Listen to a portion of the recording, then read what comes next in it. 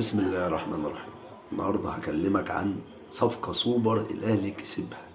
الأهلي فلت بيها، بل هي أفضل صفقة اتعملت في الميركاتو الشتوي، وهي صفقة مروان عطية. لعيب نص ملعب ببروفايل الجيل الذهبي، لعيب ما حصلش.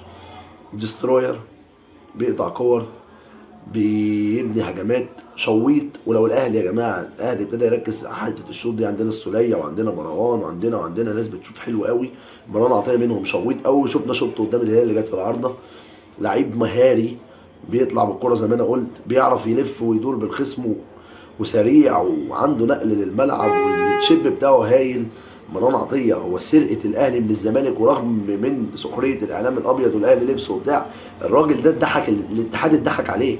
20 مليون قليله جدا. الولد دوت لو الاهلي اداله فرصه، وكل الفرصه ان هو يلعب، هيبقى اعلى من كده اساسي منتخب مصر، وهيطلع فرق كبيره في اوروبا.